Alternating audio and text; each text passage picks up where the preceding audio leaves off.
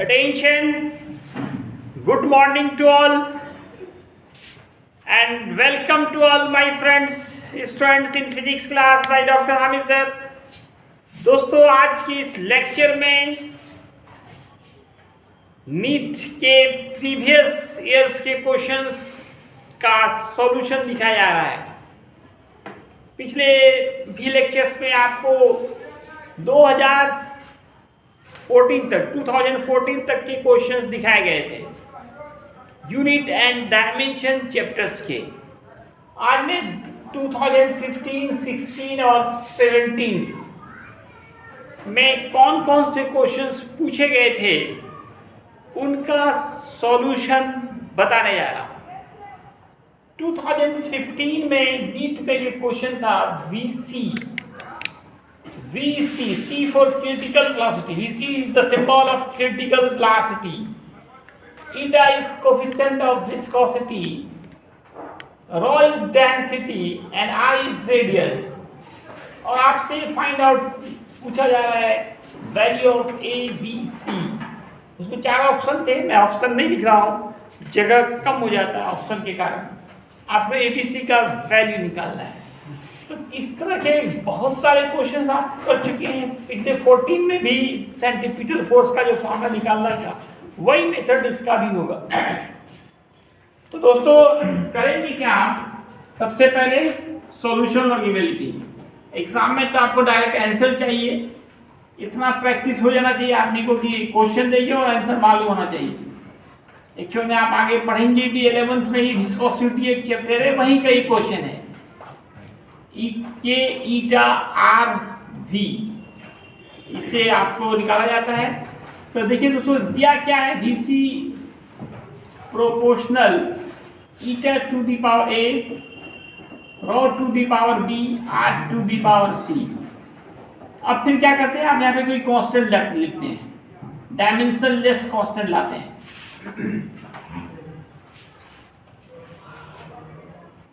अब इसके बाद दोस्तों दोनों तरफ का डायमेंशन लिखते हैं by taking dimension of both sides.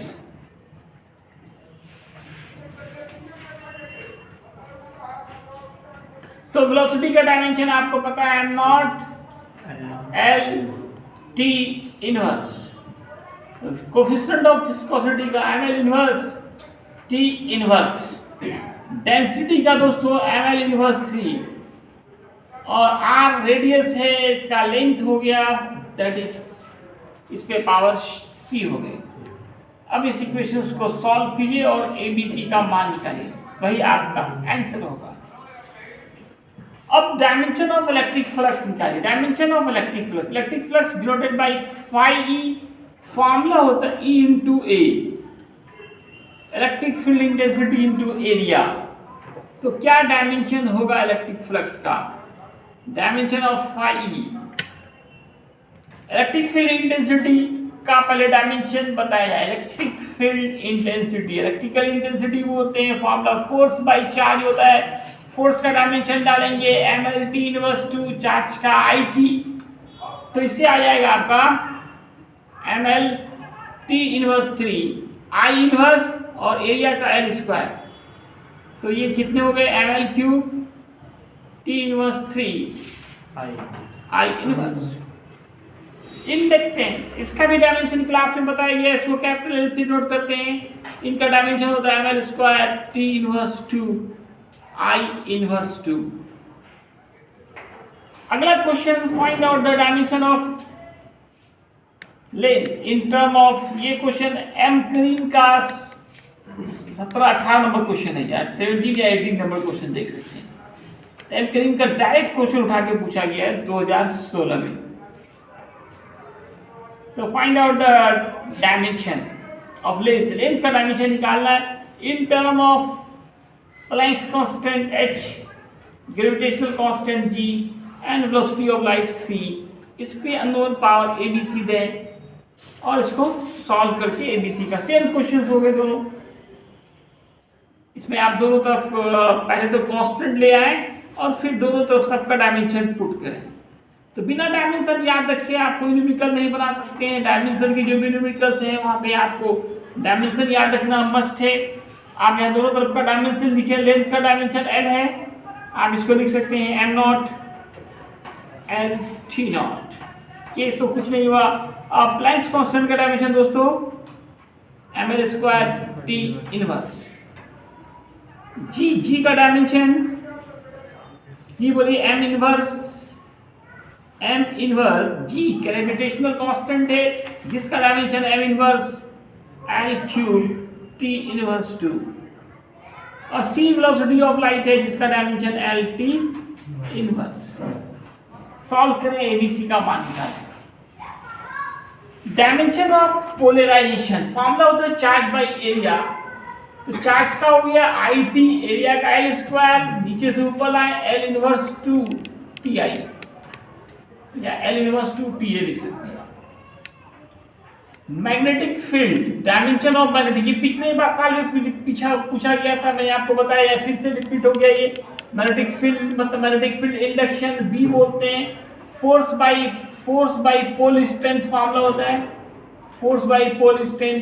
तो डायमेंशन क्या होगा B का, ये आपको निकालना है। फिर फोर्स का डायमेंशन आपको याद ही है mlt inverse 2। m magnetic pole strength है जिसका Li होता है, तो ये हो जाएगा m L not T inverse, यहाँ पे देखिए पावर 1 है, क्या आएगा माइनस, ये T नहीं है ये I है, कंफ्यूजन होने लगा यहाँ पे, क्या I है, I इनवर्स।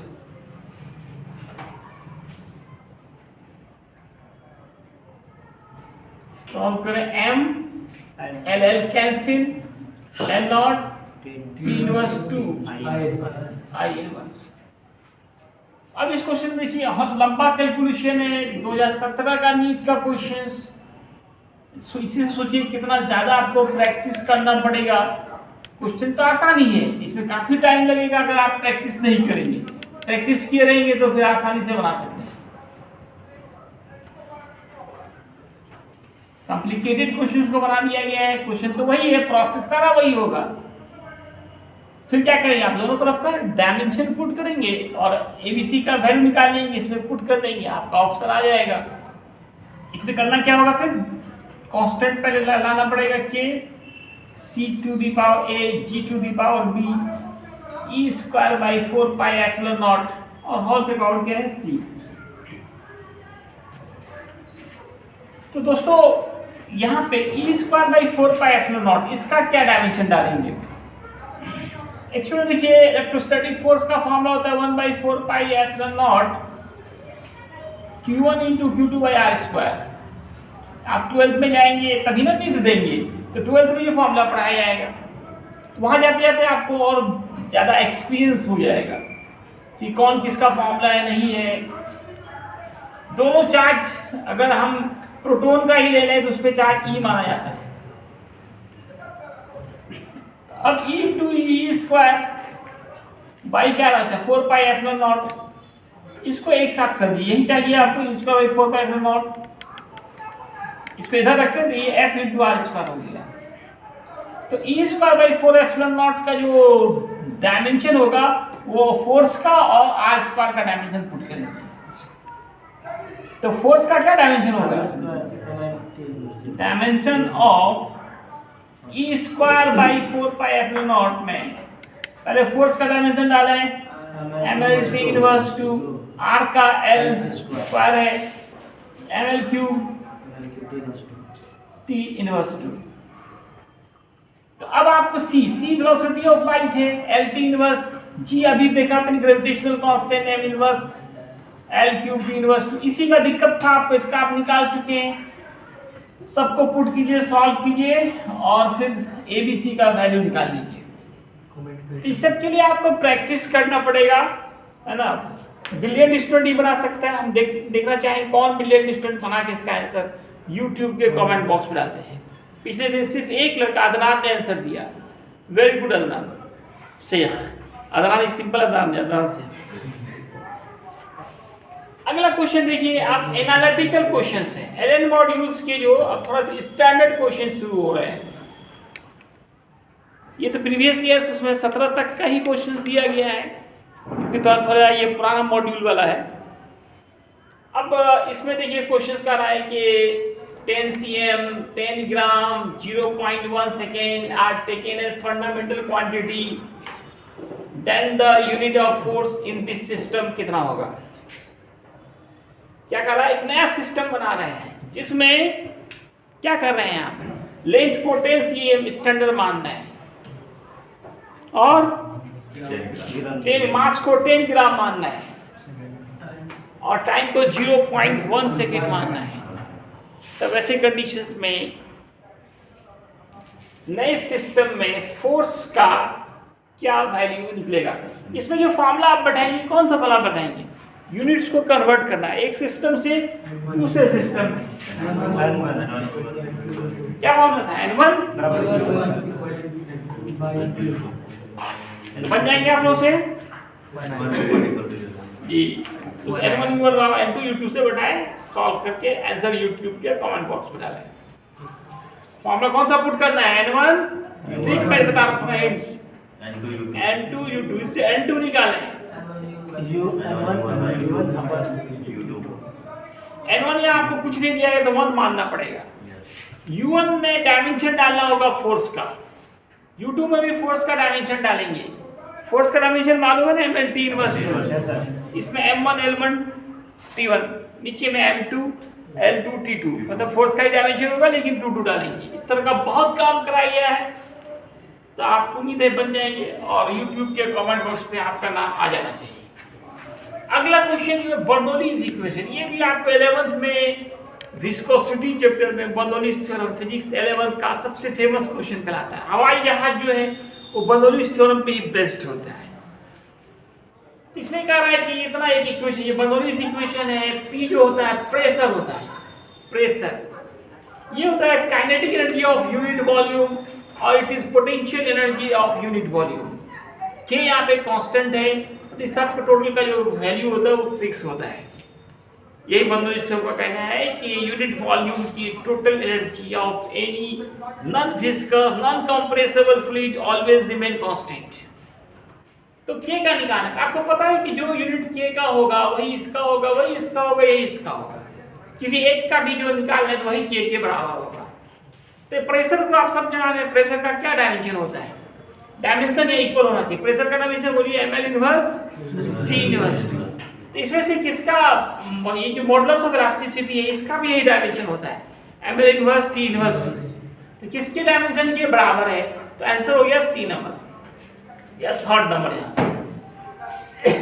K का डायमेंशन ये प्रेशर के बराबर होगा। प्रेशर का डायमेंशन मॉडुलस ऑफ इलास्टिसिटी या कोफिशिएंट ऑफ इलास्टिसिटी भी बोलते हैं, इसको स्ट्रेस भी बोलते हैं। स्ट्रेस के भी, स्ट्रेस का भी होता है फोर्स। आप देखिए प्रेशर का जो formula force by area, stress का भी फार्मूला फोर्स बाय एरिया, दोनों का डायमेंशन क्या था, सेम था। और वही stress by strain coefficient of elasticity या मॉडुलस ऑफ इलास्टिसिटी कहलाता है। स्ट्रेन का कोई डायमेंशन नहीं होता है, इसका भी डायमेंशन जो है ml इनवर्स T इनवर्स 2 होता है। इसलिए K का जो डायमेंशन होगा वो थर्ड के बराबर होगा। तो सही जवाब इसका तीसरा नंबर। क्या प्रेशर ग्रेडियंट क्या होता है, pressure by dp by dx लिखते हैं, dp बाई dx। इसमें से एक ही आपको बराबर आएगा, बाकी कोई नहीं। Velocity gradient dv by dx लिखते हैं। ग्रेडियंट निकालने के लिए डेप्थ से डिवाइड किया जाता है, dv by dx। Pressure gradient dp by dx। Thrust क्या है, फोर्स है, थ्रस्ट क्या है, फोर्स है।